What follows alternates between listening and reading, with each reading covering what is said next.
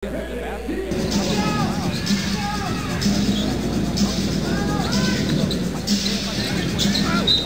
inside the MOA Arena, Dynamite Danny gets the basket. May kasama pang foul.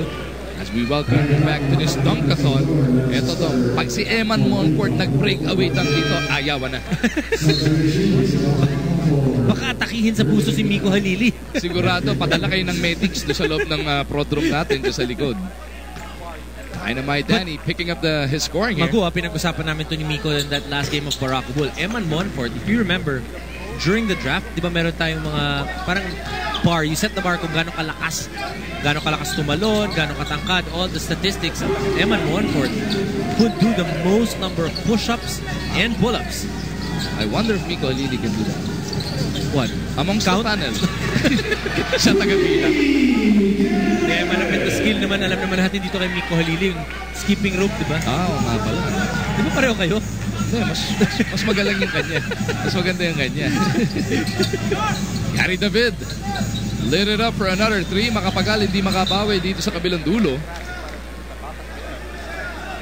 As the action has definitely picked up here in the third quarter. Willie directing traffic para dito sa Batang Pierre. Japet to Aljamal. Willie wanting to post up. Ito si Monfort. Aljamal decides to go for the shot. Monfort pushes the action. Nasa kaliwa niya si Makapagal. Nice fly-by move by Mark. Siegel keeps it alive. Nakita sa ilalim si Maliksi. Pingi ng foul itong si Alain. Willie didiskarte. He is fouled by Alain Maliksi. Maliksi with his second personal foul. Parang nagulat din siya, nagpituhan siya. But he was there. Naipid siya, no? As another high flyer, JC Intal enters this ball game. Hopefully, we get to see more breakaways. Nakakahawa yan, no? Pag may nakita kang tumaklat, lalo na pagkalaban, gusto mo makabawi din para magising din yung mga fans nyo naman. 10 impact points ang isang slam dunk. Siegel na naman! Another dunk by Danny Siegel. Perfect setup job by Eman Monfort. Right on cue, Dynamite exploding to the hole. David gusto bumawi. Gary David, you don't see it often, pero alam mo naman, kayang-kaya din tumaktak yan. Alam mo, one of the questions na isip ko nung nag-dunk itong si Japet na ganyan, ano yung pinakamahirap na dunk? Doon sa mga slam dunk artists natin like KG Caneleta, itong si Japet Aguilar, ano yung pinakamahirap na dunk para sa kanila? Malalaman natin yan, May 1 to 5 sa All-Star Weekend natin as over in Digos, Davao. Slam dunk contest, 3-point shootout, yung Legends game, and Gilas Pilipinas versus the PBA All-Stars.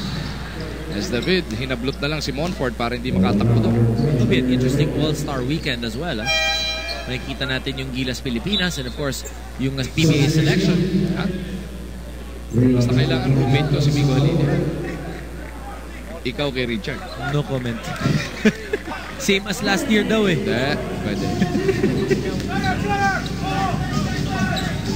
Monfort over to the left side. Maliksi for another 3. Punches it through. Maliksi now with 17 points. And the good thing about Maliksi is he's scored in every quarter. And this is the largest lead of this game. 11 puntos na para sa Barako Bull Energy. Papawi si Aljamal. Yusuf couldn't get it. Benga for the rebound. Nakita si Maliksi tumatakbo.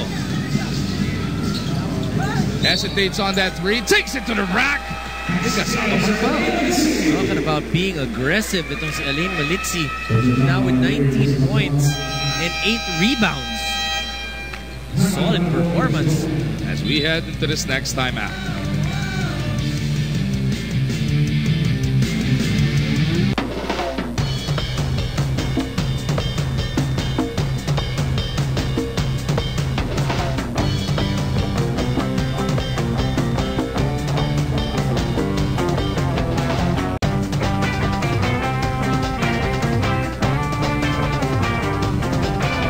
Rexona Men with Dry Shield.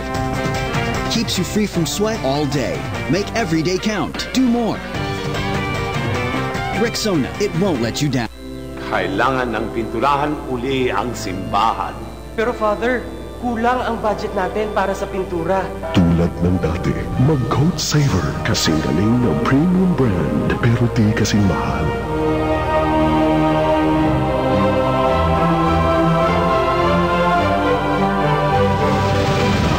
It's a miracle! No, Father.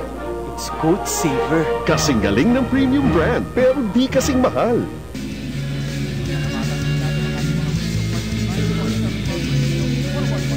Pasalamatan muna natin ang ating mga radio partners. 90.7 Love Radio, 101.1 Yes FM, 96.3 Easy Rock, at ang ating mga kapatid over at DZSR 918 AM Sports Radio. Benji Santiago, Eric Reyes, Boss Tati at si Bon Javi nandiyan dyan. Ihatid sa atin ang lahat ng aksyon. Alain Maliksi now with 19 points in this contest. As you mentioned, Dom, his tournament high is 22. So malapit na yan. You know, it could definitely be in a tune for breaking that in tonight's ball game. Now he has 20. So 2 points na lang ang kailangan ni Alain Maliksi. 64-50. Nagsisimula ng mamaga ang abante rito ng Baraka Bull Energy Cola.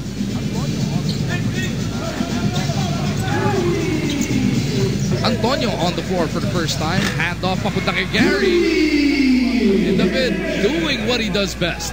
You know, if you look at Will Antonio, the beauty about this Will is he knows how to play the guard spot and the forward spot. Plus, alam niya kung ano yung kinakailangan niyang ibigay. That's just the veteran being so long in the league already. Intal for 3. Overshoots. Benisi saves it. Monfort step back 3, no go. Global Port on the run. They go to David once again. Nabitawan lang ni Gary that time around.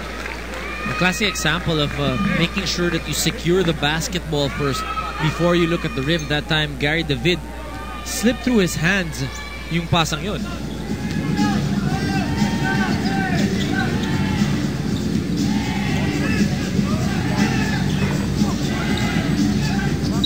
Monfort to Benisi. He launches a 3. Baraka Bull looks like they want to go for the knockout punch right here, right now. Baraka Bull really trying to get those 3-point shots because, you know, they're the team that averages or takes the most number of 3-point shots.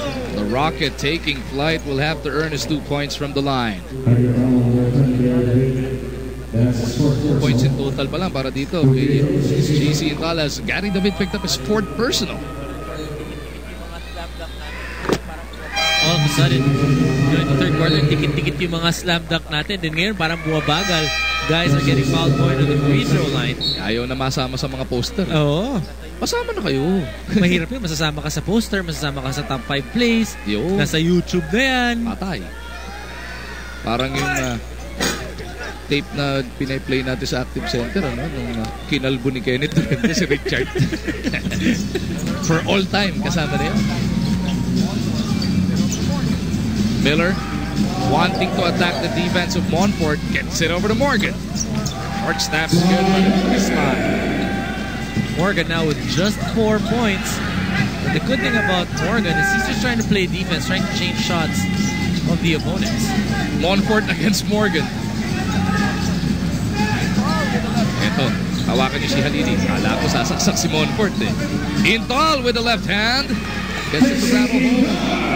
One thing about JC Intal is you want him to be a little bit more aggressive in terms of getting to the basket. Sometimes JC ends up settling for the jump shots. Nick Benisi not agreeing with a foul whistled on him. Slide Morgan to the line for 2 shots. You know, going back to JC Intal, you say that because, you know, he does have an outside shot, but he has the reach, the length, the hops to be able to get to the basket.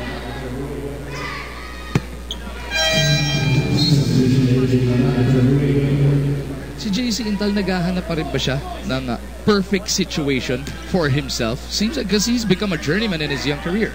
Well, the one thing about JC Intal is I don't think he stayed long enough in a system or in a team that's able to maximize him. Unlike nung saan ba nakilala talaga tong si JC when he was playing for Ateneo.